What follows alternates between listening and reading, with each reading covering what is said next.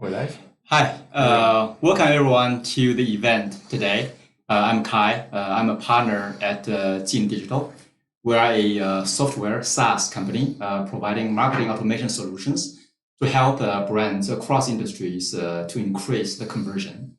Going to you, Pablo, my partner. Thank you, Kai. My name is Pablo. I'm the Managing Director China of Digital Luxury Group, DLG. We're originally a Switzerland company with offices in Shanghai and New York. We focus on solely serving luxury and premium international luxury brands in China across the field of social media, e-commerce, and CRM. And we're very happy to be here today with JINGdigital, our trusted partner, serving several clients in common. Great, awesome. Yeah, why don't we get started? Before we move forward with the content, a few items on the logistics. We will have a Q&A session towards the end of this event. And no matter whether you are on the mobile or on desktop, there's a Q&A button that you can press and ask questions. And we will get your questions live and answer. Okay, great. So this is the second year in a row that DLG and JINGdigital together were publishing this WeChat Luxury Benchmark reports. And the reason why we did this was very simple. So each of us has been serving a large number of luxury clients across industries. And the two questions we face all the time are, number one, how do I compare with my peers in terms of the operations? Number two, do you have any best practice to share with me? What can I learn? So based upon those two premises, we started last year coming up with these reports, and hopefully we can answer a lot of questions that you might have. So for us, in these reports, we are primarily focusing on the service accounts. As you know, there are two types of it. Service account is the main type of accounts that most of the luxury brands they are using based on our experiences. And for this report, we primarily concentrated on the community size of 3,000 followers to 3 million across 5 different categories of luxury sector: the cars, the beauty, watches and jewelry, fashion, and hospitality. The fashion and hospitality together, including the watch and jewelry, are the 3 most important and largest segments we are looking into. And as some of you might remember, in the past half year, we consecutively published 2 different reports, which is acquisition and engagement. And the reason is that this whole benchmark report is structured in 3 pieces: acquisition, engagement, and content. This is exactly according to the typical journey of a user, right? So the brands wanted to produce a superb content for them to follow, and that goes to content acquisition. And after the acquisition, then obviously is the piece of engagement. So we divided the entire report into the 3 sections. Before we go into the content, which is the meat today, we will have a brief recap. Going to you, Pablo. Thank you, Kai. So the first report, as we said, was focusing on acquisition and mostly how am I assessing the growth of my community, insights related to demographics, what are the most valuable sources to grow my community quantitatively and qualitatively, and what's the lifespan like of my followers. As mentioned by Kai, that final report is a huge conglomerate of those previous editions. We're looking at 100 slides in total. So obviously today we're going to focus on what we believe are the most impactful facts.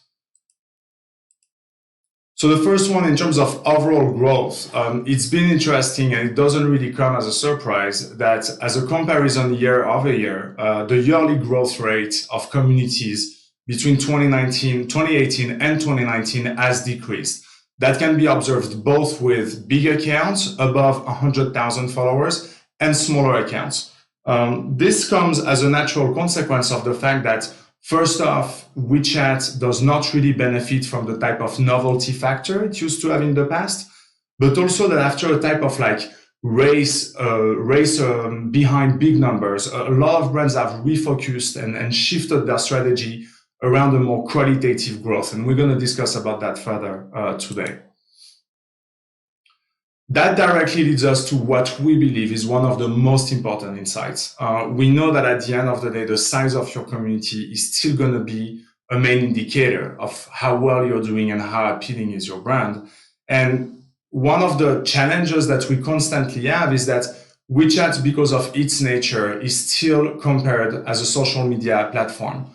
While actually, if we look at the breakdown of the growth here, we can see that what we are going to regroup together under word of mouth, meaning people sharing your content, people sharing your accounts, actually accounts for only cumulated slightly more than 6%, 7% of your growth. It clearly shows one thing. While on the most of social media platforms, great content drives exposure, on WeChat, great content doesn't drive exposure. Great content is here to drive conversion, is here to drive engagement. Great content is not going to drive you a massive amount of new followers.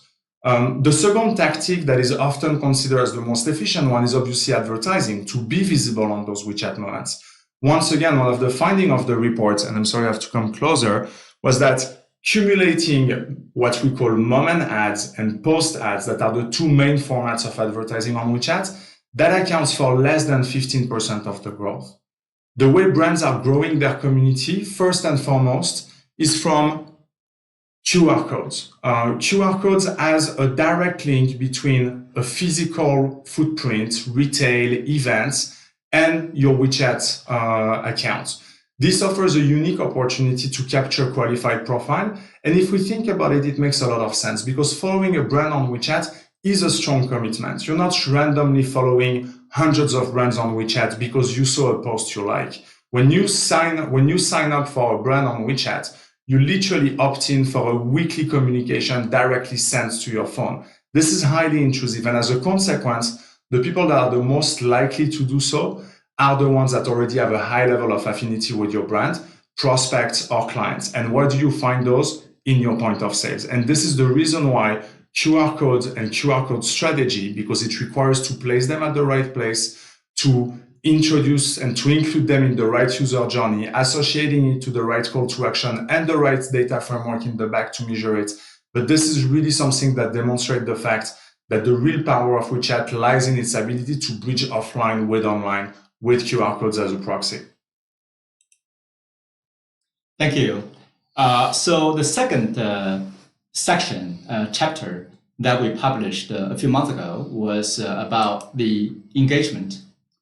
Now, if we talk about engagement, then obviously we needed to talk about the activity level. So how many users, what's the percentage of users that are active on a monthly basis? So the answer is across the companies and brands we surveyed, about 40% of the users, they are active, whereas about 4% people, they are active more than 4 times a month, right? So this is the activity level. It might appear to be low at first glance, but if you think about it, so WeChat is not necessarily a tool for brand awareness. So when users start coming to the WeChat accounts, they come in with a specific purpose. They wanted to have CRM related functions, or they wanted to transact. So given this, even though it's 4% of active users, but the business impact behind that, the number of active users could be very significant. And secondly, that's about the average engagement rate by push. Now, obviously, we know there are different ways of pushing out articles. It could be pushing out one article each time, or you can push out several articles each time. Now, based on our learning, if you push out several articles at once, obviously, the number of users active or engaged with you is higher than comparing with if you only push out one article. So as later in the content section, we'll also reveal, one has to balance the return with investment. It's about 4% higher in terms of the engagement rate, but the resources pouring into publishing the multiple articles, that needs to be taken into account as well.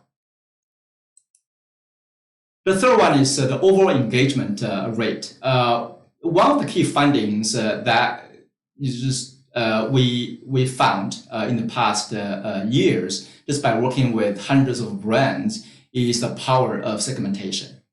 If a brand has hundreds of thousands or millions of fans, those are not one individual. Those are hundreds of thousands or millions of individuals with distinct product interest and personalities.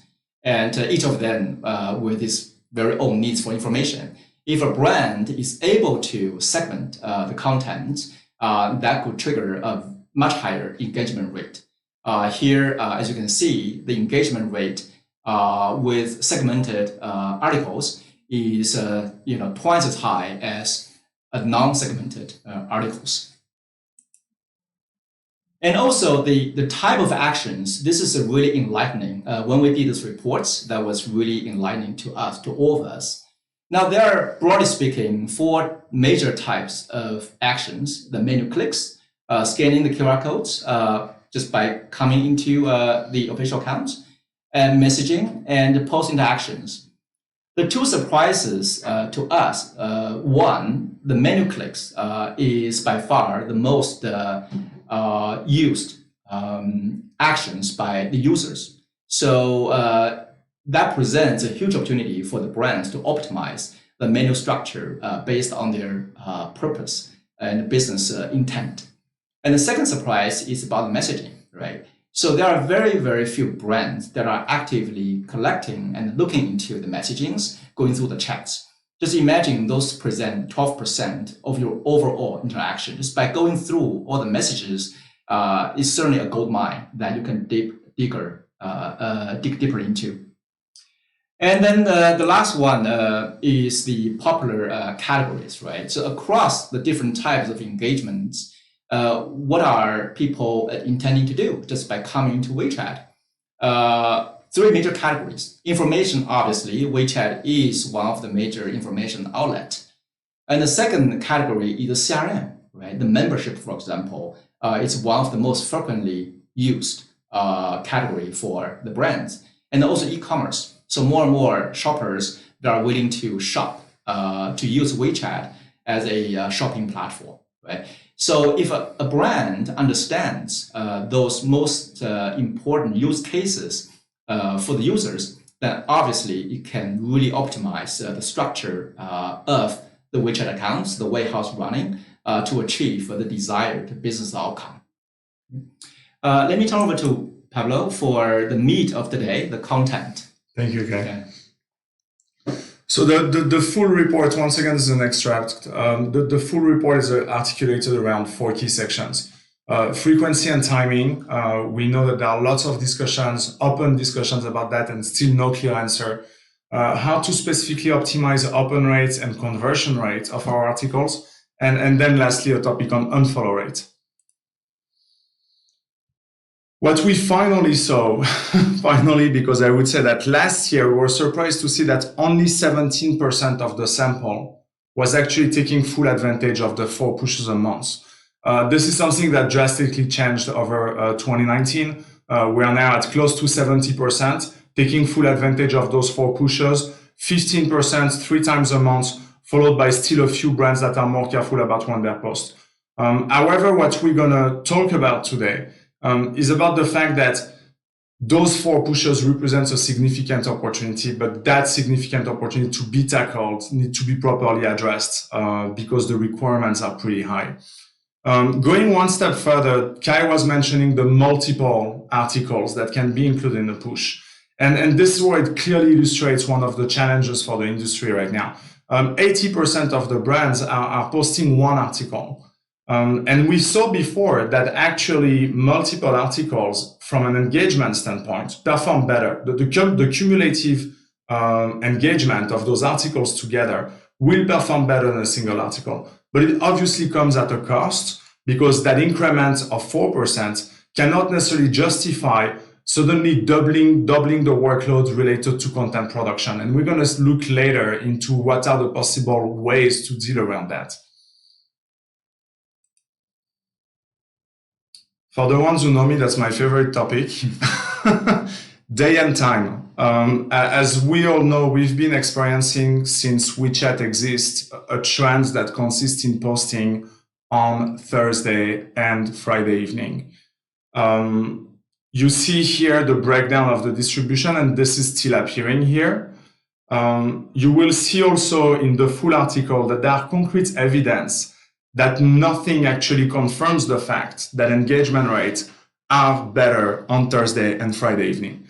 There are lots of opportunities. People stay active later at night on Saturday, for example, without being in the stress of work or commuting.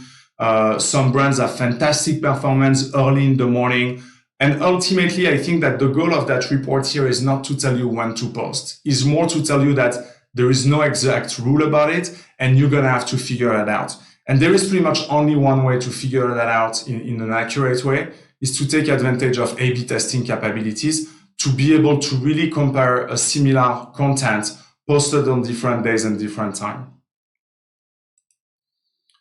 Still on the frequency and timing, we talk a lot in the report about segmentation, which we believe is typically a feature that is not offered natively by WeChat, and one of the strong advantages of a platform like JINGSocial, the ability of not only building segments, but then activating those segments in as personalized way as possible.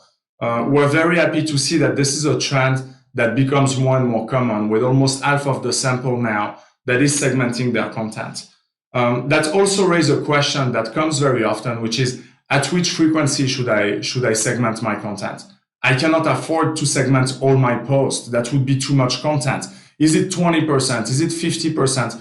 Once again, we don't believe there is an exact rule about that, because ultimately it really depends on what's your strategy related to your segment, what are your communication assets. And that makes a perfect transition for the next slide, because when we talk about segments, naturally, we're going to think about additional content creation, which creates a lot of complexity and require investment. However, there are different ways that we can take advantage of those sub-articles. From a pure marketing and communication standpoint, we tend to look at that top article and that sub-article as content pieces that are competing against each other. Oh, I want all my focus to be on my main article. Why would I dilute the attention of my audience with a second one? Those second articles can actually be used in another way than to communicate news about the brand. They can be used to share some type of like evergreen content that is always relevant, around more focused on sales and conversion. If people read a great article, having a sub-article that drives them to a store locator or to your online shop is highly relevant and doesn't have to be redesigned on a weekly basis. Pushing a piece of content to your clients and including underneath a reminder about your loyalty program is also something that is not going to require an additional volume of content creation on a weekly basis. So there are a lot of those tactics that can be identified, and we try to list some of them. Having reminders about your store locator, about your appointment engine, about your WeChat store, if it's about pushing sales, having sub-articles that remind people about your loyalty program, or that directly try to bring people one step further in interacting with your customer service. Having reminders for your campaign, your events, all of those are different type of content that can be easily repurposed over time to enrich your communication and not limit yourself to just one piece of content. Ultimately, that will become part of the mix on how do you personalize your content. I was talking about that challenge of creating segments sounds fantastic, but if I need to craft different messages for each one of them, that can quickly become overwhelming. On the other hand, if you look at the slide here, we can very easily, without creating too much additional work, starting to personalize simply our article teaser, optimizing the image of my article based on my segment, optimizing the caption based on my segment, optimizing the sub-article, and then on top of that, constantly doing A/B testing to identify the winning tactics. And this is a typical case of how, as a brand, you can easily start to come up with 2-3 sub-articles that will bring additional resonance and relevancy to your audience without creating a significant workload. I would like to quote a very important man, our dear friend Koen, who's also a partner at JINGdigital. And Koen was really highlighting that there was that whole idea on WeChat that we need to stop looking just as followers. We have followers, we have mini program users, we have customers. It actually goes further than that, thanks to the ability of building segments. If we look a little bit further here, you have a kind of like pyramid of all the different data sources that can be considered to enrich your user's profile and accordingly to build the right segment. Not natively, as we all know, WeChat shares very little data, but at the same time, WeChat works in a way that is just up to you to ask the right question at the right time to enrich your profile. So this is by default where you're going to have limited data. You're going to eventually have parametric QR codes that tell you where people are coming from. WeChat is going to give you limited information such as the nickname, the gender, the declared location, as well as the language. But then if you start to track the behavior using a platform like Jing to better track those different actions that are performed, if you start to integrate with third-party solutions thanks to the API or the SDK, enriching your profiles from CRM, from customer service, tracking the menu clicks, tracking the consumer journeys, this is when we're going to start to be able to segment and go much further than a basic level of segmentation by starting to get insights on their interests, on the product, on the purchase intention, on their level of advocacy for the brand, and so on.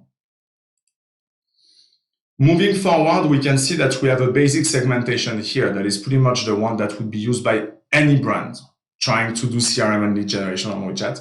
We're going to have our followers, we're going to have our active followers, prospect, binded customers, meaning that have been identified and synchronized with a CRM database, and returning customers. What is interesting underneath is that you see secondary dimension that allow you to break down those big blocks into smaller ones whenever that's relevant. And this is something that makes sense for brands that have a broad product assortment with different categories. That makes sense for brands that are dealing with very different type of target audience and that cannot afford to put all their prospects or all their clients in the same basket. And we really believe that work, which is a long work, because you're not going to snap your finger and get that data, you need to design experience, because as we said, if you want that data, the first thing to do is to ask. But this is the type of thing that will allow brands to build strong foundations in order to do better WeChat marketing in the future. Still on the content, and if we look at the open rates more specifically, so we talked about the engagement rates. The same observation applies for open rates. A single push article that you can see on the left-hand side currently has an open rate around 14%, while a multiple article, yes, as a consequence, can dilute that open rate. So it also shows that a sub-article, a third article will start to make sense only if the content is valuable and if it's done to an extent that the increment starts to be meaningful. Additionally, I think that there is also a parameter that obviously cannot be analyzed here, but which is the type of content. If you come up with one news as a top article and another news as a sub-article, those type of content are going to compete against each other. If you come with a top article announcing your new ambassador and a second article that is a reminder to join your loyalty program, then there is no reason that you dilute the attention of your audience. Going further, oops, I clicked the wrong button. No, I'm good. Going further on the content part, that was also a very interesting area of our study. So we analyzed pretty much the scrolling behavior of the user. And we got for the first time a clear benchmark in terms of when do users start to drop. As a brand, we're always very proud of what we have to say. As an agency, we're always very proud of what we're designing and what we're saying. And we always try to come up with very sophisticated and long journeys, thinking that the longer, the better. But we can clearly see here that after 3 screens, you've lost 20% of your audience. After 7 screens, you've lost 40%. And those can start to be very relevant guidelines, because pretty much we all know that investing on content requires a significant investment of assets, of time, and meaning money. And we always talk about the fact that it's quality over quantity. That applies to your posting frequency, but that should also apply to the amount of content you include into your publications. Okay, thank you, Pablo. So now we talk about a topic that keeps most of the WeChat marketers up in the night, which is the unfollow rate. So how do I reduce the unfollow rate of my follower base? And my question is actually, how important really is reduction of the unfollow rate? I think the answer is, after going through the data, it's important, but it's not so important, depending how you view it. It's important because you have spent so much money acquiring those fans, regardless of the quality, right? It's important because your KPI maybe is number of fans.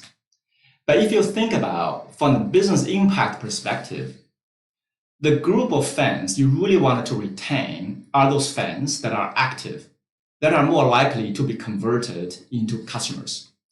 Now, if you look at this chart, it is very clear. Now, among the 100 of fans that are unfollowing your account on average, now 60%, they are those lowly engaged, meaning they have very little, they have less than 4 actions per year, right? Like zombies. And 30%, roughly, they are moderately engaged. So they have somewhere between 4 and 20 interactions a year with your WeChat accounts. Now, about 10% highly engaged users, they unfollow you. So those 10% people who unfollow you are really important to your overall strategy. Because if a user, they spend so much time engaging with you and you lose them, right? That is a shame, right? So that's a loss of a potential business opportunity. That's a loss of a potential transaction, right? With your products, with your brands. So as we said before, the reason that people unfollow you is they got disappointed in your contents, in the feed that you are giving to them. So one of the ways to solve this issue really is to start segmenting your users, to start pushing out contents based on the intent, based on the segments. Overall conclusion of this WeChat reports, I think there are really 3 key highlights we wanted to have all of you take away.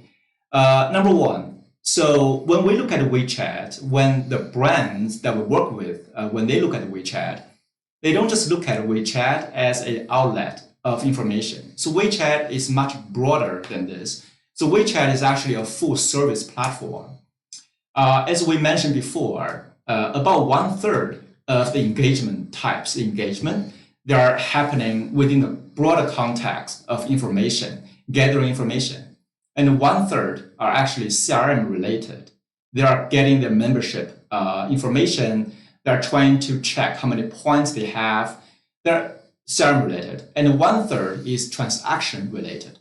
So WeChat is a much broader, much more powerful platform than just serving as a simple information outlet, right?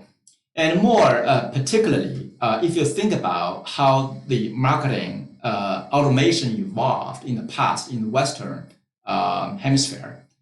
So people are using emails, right, EDMs as the major touch points to nurture the potential users to engage with them, right? So this tool is actually transitioning into WeChat official accounts in this part of the world, right? This is why it's so important.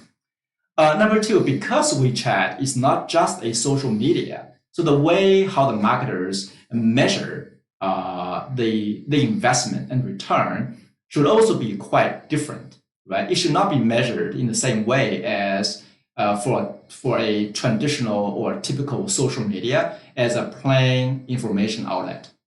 So this is important. Only with actionable and set of metrics to measure the effectiveness, and the brand can really maximize their investment. And third one is really the data collection capabilities. So when we talk about WeChat, it's not just the WeChat official accounts. When we talk about WeChat, we talk about the entire WeChat ecosystem, which includes the H5, the mini program, the mini site, and also the WeChat store. And if someone is integrating the WeChat with e-commerce, then we're talking about e-commerce as well. If someone's talking about integration of WeChat with CRM, the Salesforce, for example, then that's part of the WeChat ecosystem as well, right? So the WeChat ecosystem opens unparalleled data collection capabilities for the brands to monetize upon. So, and in order to decide what you wanted to do, right? What kind of systems you wanted to integrate, a brand needs to have very specific KPIs. What do I want to achieve, right? So those are the three most important conclusions we want to offer you to take away from today's session. And if you are interested in getting the full report, as Pablo mentioned at the beginning, it's actually a proud 130 pages of reports with a lot of meaty data. Feel free to scan the QR codes. You can have the reports. And in the remaining time, we will take your questions. So I'm already collecting or getting questions from my team that are standing by. The first question is about why do the word of mouth channels have such low recruitment potential? So, Pablo, do you want to take this question? Sure. I think that if we look at the way people use WeChat as a social media, meaning their moments, let's put aside the service part, let's put aside the messaging part, and let's purely focus on the moment. One of the things that WeChat brings me is that in theory, every single post that is done on my moments is from someone that I know. And this is what I value about WeChat. On Weibo, on Douyin, I follow a bunch of people that I don't know, sharing a lot of things that I find very entertaining, but I haven't curated my contact and my feed in the same way. What makes WeChat so different from a social media standpoint is really about that. We are in one of the only social media that is to that level of being a closed ecosystem. Most of the other social networks in China are asymmetrical networks. You can follow me without me following you back. And for that reason, it makes it much more difficult to come up with a content that is not a personal one. I don't know for you, but in my feed, 80%, 90% of the content that I see that is brand related is posted by brand professionals or agencies. As a user, people tend to share very little on their moments. If they have an interest to share it to a friend, they will directly do it through messaging, and that has to be highly qualified to happen. So it's not that WeChat is not a good platform for word of mouth. It's just that commercial content is still mostly visible through advertising, or once in a while when a very successful campaign happens and gets viral, which is something that is impossible to predict or guarantee. But besides that, I think that it's simply not in the behavior of the user to think about sharing branded content on WeChat, because mostly what I share about on WeChat is about my day-to-day and my personal things that I want to share to the people that I know. It's great. We're getting a lot of questions, Pablo, which is a sign of the attendance today. The second question is, can Kai and Pablo elaborate what the reasons behind the slowing growth in terms of WeChat accounts is? Is that because WeChat has more strict criteria, or WeChat accounts are losing the charm to users? So I will just start with my view on this. I think there are a few aspects to this question. Number one, as of today, actually last year, there are already over 10 million official accounts in China. If you are talking to a brand, the likelihood that this brand has one or more official accounts is very, very high. I rarely come across a brand or company that does not have WeChat accounts, right? So that simply explains why the growth is slower, because the base is actually very large, number one. Number two, I don't think WeChat official account is losing charm to users. Mm-hmm. I think the brands, the marketers have a different, a more realistic or more sophisticated view on what WeChat account is for. I remember that until 3 years ago, when we talked to brands, most of the brands, their KPIs for measuring the success of WeChat is number of fans, right? And then later that evolved into, unfollow rate, activity level, right? The readership, right? It's a pretty big progress. And now, the last year, when we talk to the brands, their center focus has become, now I invested so much money into WeChat. What business impact, what business outcome can I get? What's the return on my investment? So WeChat has slowly moved from being a merely information outlet, right, towards a full service platform. That's a pool where the brands are trying to channel all their leads and customers into. This is a pool. For customers that, or for potential customers that are not transacting yet, the brands are hoping to segment them, trying to nurture them with segmented pushes and contents and journeys to convert them into customers. And for customers that are already buying things, the brands want them to remain in the official accounts so that the brands can essentially extract the full lifetime value out of this particular customer. So WeChat has become a full service platform. So I hope this answers your question. It's not an information outlet anymore because the marketer says all of you have become already very sophisticated in assessing the true powerfulness of WeChat official accounts. And I think that to add one point on what Kai just said, which I fully agree with, it's not that WeChat account lost their attractiveness, it's that the expectations have changed. If you remember that chart that we presented that shows that the breakdown of the engagement is about a third about information, a third about e-commerce, and a third about CRM.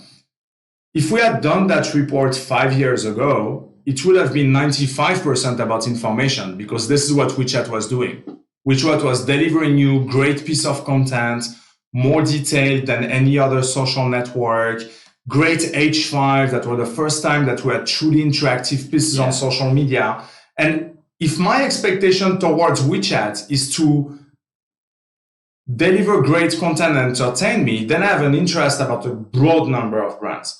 As my expectation from WeChat evolved to a platform that I'm going to use to speak with a customer service, to buy a product, to make an appointment, my list of 50 brands that I found interesting is probably shrinking down to 5.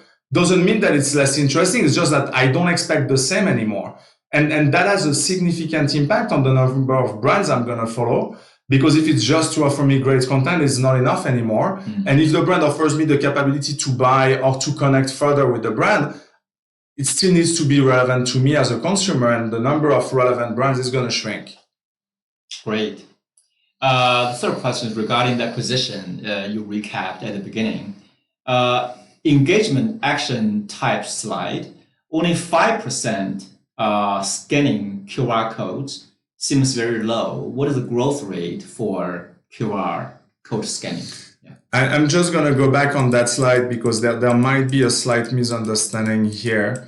QR codes, according to our sample, proves to be the most efficient source to recruit fans. When we talk about that 5% QR code, it's specifically action types as a consequence of an article push. It means that when you push an article, 15% of the people are going to comment underneath. 12% of the people might start a chat with the brand after that article. 5% are going to scan a QR code within that article. So we're not looking at QR code as a whole. We're looking directly as QR codes within an article push. And that's why that number appears as low and contrasts a lot with that other number where you can see QR codes here accounting for 38%, almost 40% of the growth.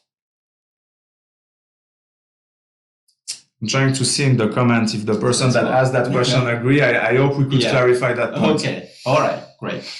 Another question is, and as an increasing amount of importance is placed on private traffic on WeChat, as well as the other social platform, should we continue to put important efforts on recruiting followers or focus on monetize current ones? I will start, if you don't mind. Please. So it's a very good question, right? So the importance of private domain, of private traffic. I recently spoke with one brand, it's not luxury, but higher-end fashion. So they just went through a very interesting period of time, the COVID-19, obviously, right? So during this time, obviously, the offline just sank. The online volume went up. But what's really important, really interesting among the online volume is that the volume going through the traditional centralized platforms like Tmall, it actually came down by a very large percentage. But the transaction volumes being triggered or being organized or being transacted by those client advisors through mini programs is getting a lot higher. So essentially, a very large number of the client advisors, so the people who are selling the things, the fashion goods in the venues, right? So they actually are very effective in leveraging mini program, for example, right? So those are the private traffic on WeChat to sell to those people, right? So it means is that I think it's marking a very important trend, which is monetizing the private traffic. Now, that being said, a brand still needs to, recruit new fans to enrich, the funnel, so to speak, right? I mean, being in a traditional higher-end software business or are selling higher ticket price goods, right? Similar to fashion. So we needed to build a very large number of the incoming leads, the funnels, potential customers. So that efforts cannot be ignored. And at the same time, obviously, the monetizing the traffic, the private traffic, that's the closed loop efforts. Anything to add? Well, to add, maybe to build on, but I think that Kai's point is exactly right, and ultimately it depends so much about at which status your brand is. It depends so much on what's your level of brand awareness, what's your business like in China. We had cases of brands that come to us with an objective such as, I want to double my community, I want to bring it from 100,000 to 200,000, and how much media budget should I invest? And you realize that if you were just able to capture 20% of your prospect walking into your stores, you would achieve more than that without having to spend money on advertising. You would spend money differently, but the quality of those users would be very different. So I think that it's really about being able to map out a bit how your business is and how WeChat integrates with that. If you have a significant customer base in China, I would say as a first step, focus on onboarding clients and prospects before starting doing top of the funnel marketing to just enlarge that database. Also, because you're not going to onboard clients and prospect campaign based, these are like about implementing permanent strategies and tactics. Once you realize that you're happy with your capture rate of clients and prospects, then you can look at enriching this with top of the funnel marketing to bring additional followers into that ecosystem. Now, once again, there's a strategy that works if you have an important customer base in China. If you don't, you're going to have to start somewhere. If you don't have footprint here, if you don't have in-store traffic there, you're going to have to start somewhere. And then you're going to have to look at top of the funnel marketing. But this is where the question here is also going to be complexified by, is WeChat really the right platform to do top of the funnel marketing? It can definitely contribute, but it might not be the preferred platform to do so. Yeah. I think this question really touches upon a very important trend. One of the things we have been seeing in the past month or 2 months is the demand for clienteling or social selling solutions is really picking up, right? So, and the brands do want to have their staff, the beauty advisors, the client advisors, to increasingly leverage different kind of tools, mini programs, to monetize on the private traffic. That's certainly a pretty big trend we're seeing. Next question is related to COVID-19. How is the COVID-19 epidemic affecting the WeChat engagement conversion rate within China for luxury brands? So probably you are doing very well, I heard, right? A lot of brands are coming, right? So any insights in that respect? Any observations? I think that they are the kind of top level observation that are very easy to draw. People were not going out, so people were spending more time online, so people were buying more online. As we all know, there was a very important element of context here. The peaks that we observed with e-commerce were at first mostly driven by household essentials, food, those type of things. It is true that even though naturally the situation is getting better and better, the traffic in retail, in point of sales, offline point of sales, is still not back to where it was. And in our perception, most of the brands that have managed to have a revenue strongly picking up in China have done so thanks to very strong CRM program and the ability to re-engage existing clients rather than simply taking things where they were left and being focused on acquisition and things like that. So I think that for the luxury industry, what we naturally observed, or I would say that the obvious conclusion would be to say, oh yeah, it was not the right time to look at, for consumers to look at the luxury industry. I think it might apply to the very high-end luxury. When you're in a context where the stock market gets hit, where the global economy is at risk, that might question that. On the other hand, we have plenty of examples of luxury brands that did very well at that time. Cartier had their super brand day on Tmall. Women's Day has been performing extremely well for a lot of beauty brands, including the high-end ones. And at some point, we can also assume that the role of luxury brands is also to still provide people's dream. And that sounds a little bit cliche, what I'm going to say, but I think it was very important for the brands to not stand still during those times and to not avoid any kind of feeling of guilt that our products wouldn't be relevant during times like this. And this is what we saw. So I think that we have macro level observations. People spend more time online. E-commerce is going up. Plenty of opportunities around live streaming, clienteling, as Kai mentioned. And naturally, when it comes to the engagement rate, assuming that the messaging was right and assuming that the positioning was right, there is actually no reason that it went down, in my perception. Yeah, and during this crisis, we have seen two schools of reactions also among the brands. One school is, it's crisis mode. People are not really working, so we needed to put everything on hold. This is one school. And the other school, like a hospitality brand, we recently spoke with. We've been talking to them for the past year, but they were too busy to push things ahead, the data integration and so on. But now they think they are reopening in 2 months, and they think this is the best time really to get their IT, the infrastructure intact, right? To get ready for the next phase of growth, right? We have seen both schools. And then one question regarding the how does Jing integrate internal CRM data to WeChat client data? I take that one. No, go for it. You can probably answer that, in a more brand related way than I do.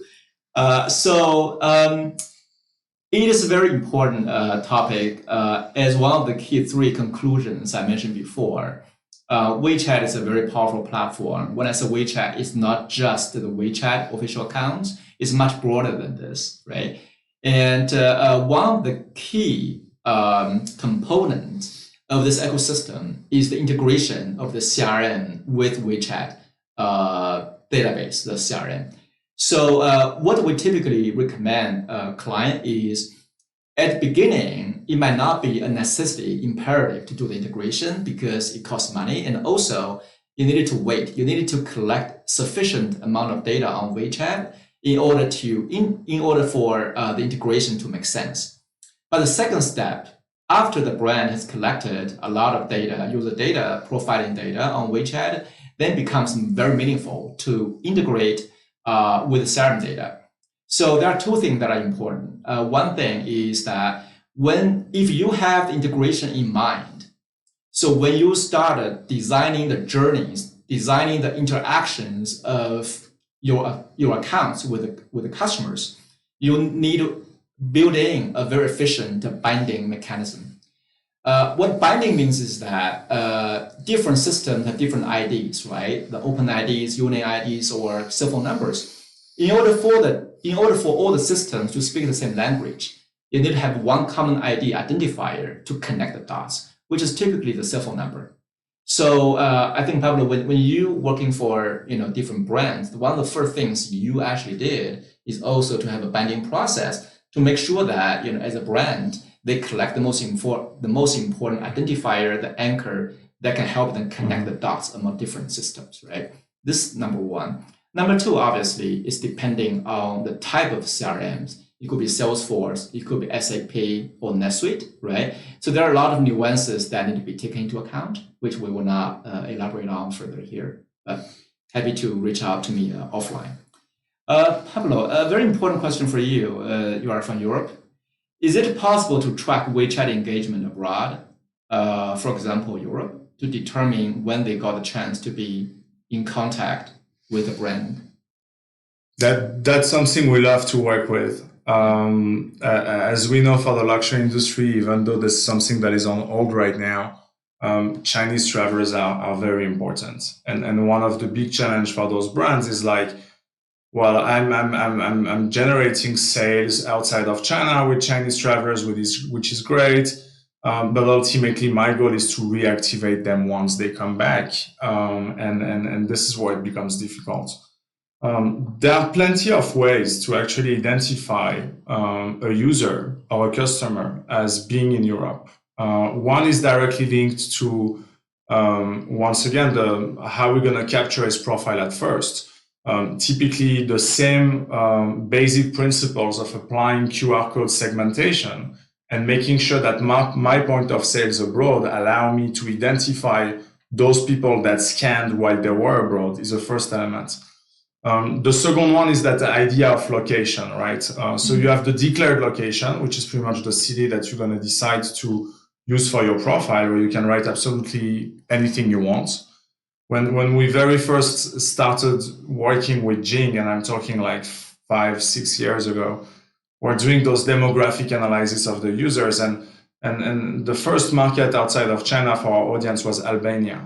And we're very surprised about that. It was just because Albania was the first country in the drop down, and people were using that as a way to declare their country. So you have the declared location that has very limited value. And then you have the actual location that can be connected without going into too technical details according to different ways.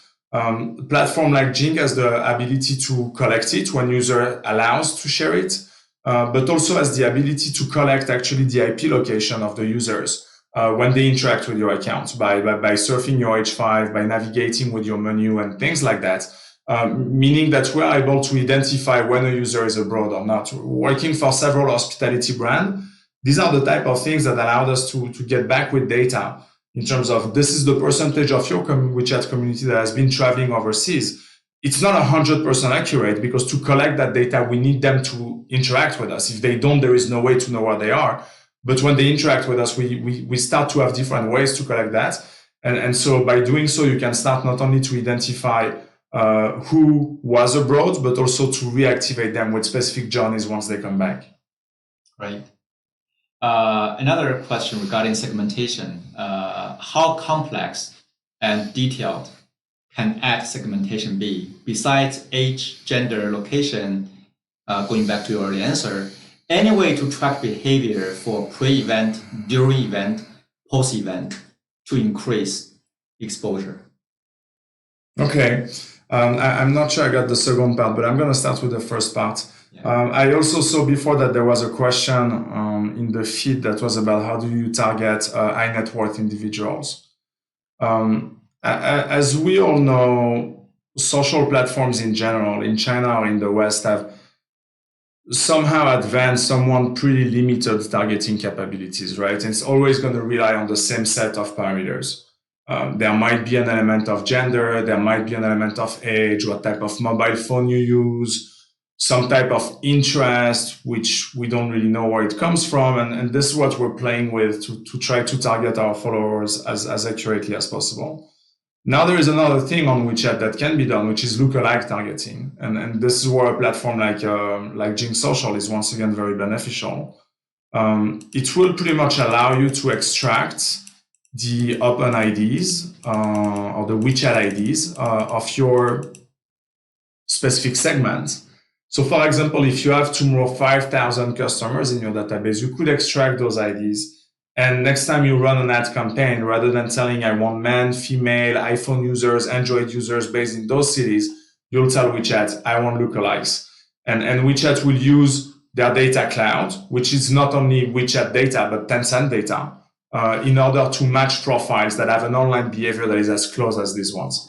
So there are different ways. When it comes to tracking the behavior pre-event, during event, and after event, I'm not sure to understand if what we call by event, because I don't think we talk about offline events here. I think what it says is the ad segmentation is relating to a particular. So pre-event, during event, post-event would be related to when the ad is displayed? Probably pre-ad.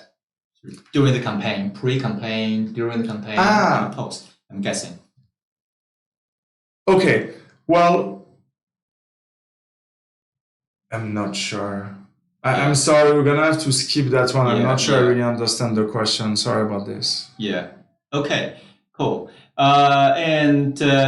There's also a question regarding very pragmatic approach, right? So do you have the segmentation of articles pushed on Thursday and Friday?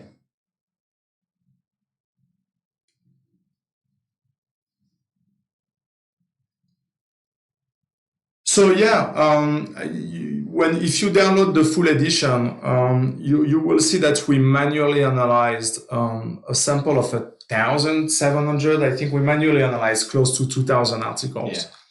And the idea was to identify all the different parameters that could have an impact on the open rate or on the conversion rate.